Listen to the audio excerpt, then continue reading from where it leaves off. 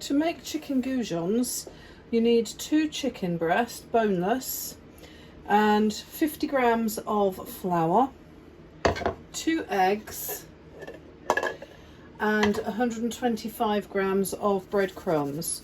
Now these breadcrumbs that I've got here are southern fried. You can buy southern fried that look like that, or you've got plain that look like that. You can get golden breadcrumbs, or you could actually make your own breadcrumbs out of just bread by putting it, you can make it by putting it in the food processor or in a liquidizer and zapping it to actually turn it into breadcrumbs. I generally work with 1 egg at a time, and I don't tend to put too much of the breadcrumbs or flour out, purely because once the chicken has gone into each of these, if there's anything left over, it's unusable, because chicken is a high risk food. It's high in protein and contains a lot of moisture, which provides an ideal breeding ground for bacteria to multiply very rapidly at temperatures of 5 to 63 degrees. Room temperature around about 20 degrees is perfect for bacteria to multiply. Okay. So I just work on the basis that I may not need to use it all, and then so I can always top up rather than trying to save something that's unusable.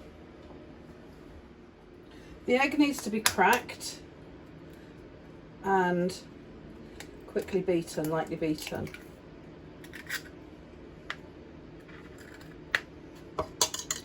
So it's just to mix the yolk and the white together.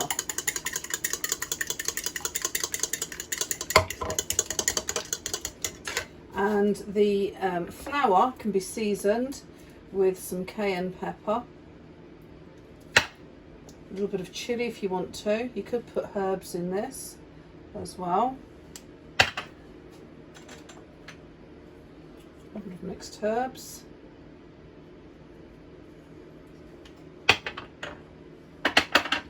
And some salt and some pepper. So it's pepper, black pepper and salt. Okay, not too much of anything. Now the breadcrumbs I tend to flavour as well, but these are southern fried, so they shouldn't need too much of anything. Okay, but if you're going to flavour them, you can add a little bit of flavouring to those as well, just to give it your own sort of effect that you want. Okay, tend to sort of like a little bit of garlic salt in there as well. Oops, that's too much. Never mind. And what else have I missed out? I think the chilli. There we go.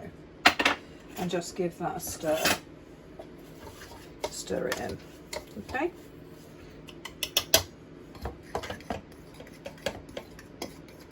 So that's all your coating ingredients all prepared and ready to use. You have flour, you go in the order, a certain order, flour, then egg, then breadcrumbs. I'm going to use a red chopping board for raw meat because that will help to minimise the risk of cross-contamination. So that will only be used for the raw meat, and the knife once used would actually be put to one side to wash. Okay, what I've done is started with actually removing the sort of white stringy parts of the chicken, put them to one side so that they can go out, and then cut the chicken. You know, you've got to be careful when you're handling raw meat that you don't cut your hands, but you also don't touch other foods as well. And when you actually need to make sure that you've washed your hands in between handling. So we just want strips like so. Don't want them too thick, so some of these could be cut down further. Okay, some of them. Now, because you're using chicken breast, it's actually going to be very difficult to get them nice and perfectly sized and uniformly sized, but you can try and get them a uniform length. All right, but the chicken breast is such an odd shape anyway that you can't necessarily guarantee cutting it to the perfect size. When you're handling the meat, using a sharp knife like this, cut down onto the chopping board. Okay, be very careful of your hands in relation to the knife, and use the claw grip or bridge hold as necessary to secure your meat. Okay.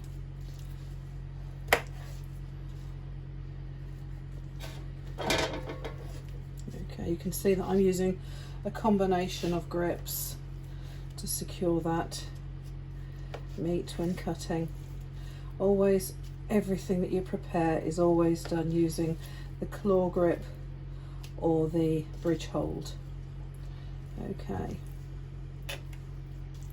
so we've got the goujons cut, the goujon lengths cut. There's a smaller one there. Okay, and they're ready to go into the coating. So how we do this is that and I tend to use a fork to put the flour on.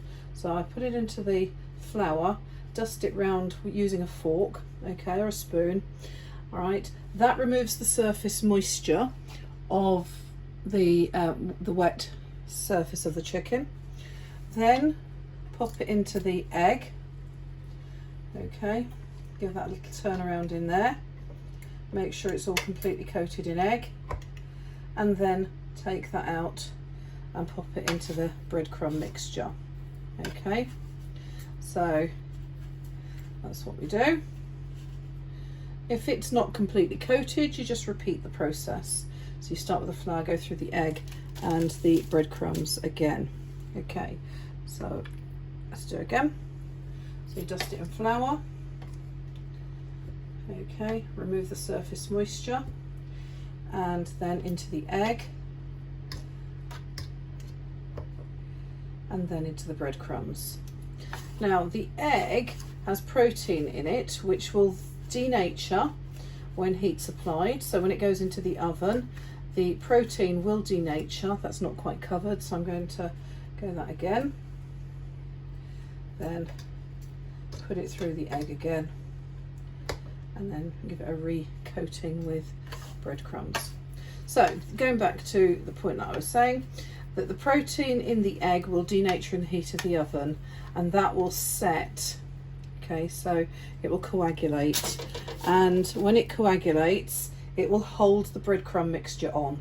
So the flour is to remove the surface moisture, and the egg is to help it keep the coating on, and to set the breadcrumb mixture firmly onto the chicken, and then the breadcrumbs go on as your nice tasty flavoursome coating, okay, to give it a nice crispy feel to it. Now if you're using fresh breadcrumbs that you'd made yourself, you could use them just fresh, or you could actually put them on a baking tray and toast them first. That will make them crispy. Okay, you can see from the quantities of ingredients that I used that there's 2 eggs have been used up, most of the breadcrumbs, and the flour has still got quite a bit left. So they'll all go in the bin, or in the food caddy, or compost, in order to, but you can't put raw meat in a compost. But that will actually all be disposed of.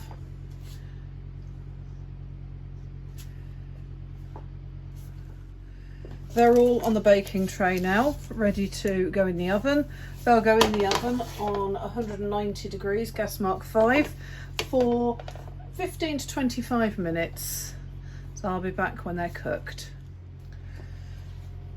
Now these are being cooked in the oven, so it's quite useful to actually spray them with oil, because normally you would probably traditionally fry these and put them oven baking them on a tray, and spritzing them with some oil is going to be a healthier way of cooking them.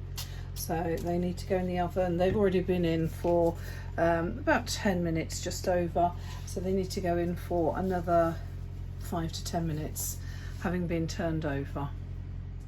Once cooked, you've got 2 ways that you can, well, 3 ways that you can test to see whether they're cooked.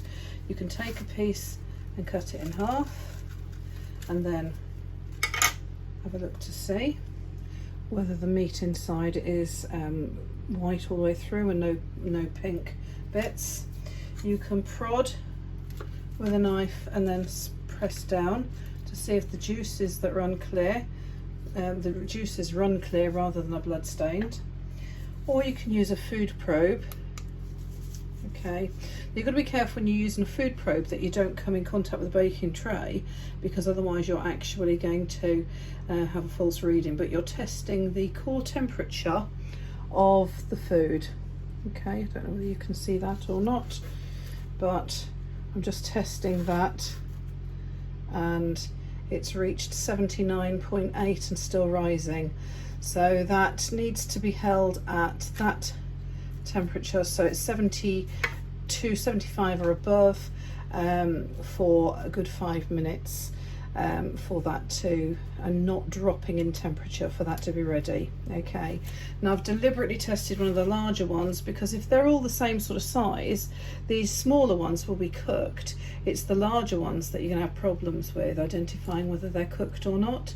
But that temperature again, I'm just testing that again, and it's definitely rising, and it's reached 72, 73 very quickly, very easily, and is still rising. Okay, and we know from cutting the other one in half that they're actually cooked. When using a food probe, sanitize it before you use it, and then sanitize it after you use it. Okay, make sure you turn it off so that you don't waste your battery. So I'm going to sanitize that in a moment. So that's it. So they can be served with a nice salad, maybe a dip of some sort. You can use the same principle for coating. For fish or larger chicken pieces, you could actually cut a chicken breast open, fill it with some garlic butter and so on, and herbs, or maybe some bacon, close it and then coat it, and you'd get a nice meal. You get a nice effect out of that for a different type of meal. So it's just making it versatile. Okay, so remembering that you can use pre-made breadcrumbs that you buy in the supermarkets, or you can make your own using a food processor. What I find that seeded bread is nice. It gives a nice sort of crunchy, crisp effect to the breadcrumbs, and the flour dries with the coating process. The flour dries the chicken so that then it can go into the egg, and the egg will stick to the chicken, and then the egg is then going to hold the breadcrumbs on, and that at that point, then once it's heated in the oven, it will coagulate, having denatured, and it will set. And that's the process of coating and using heat, the effect of heat on protein. Okay, enjoy your goujons. Don't forget to hit the subscribe button and come back to watch more videos as I upload more. Bye for now.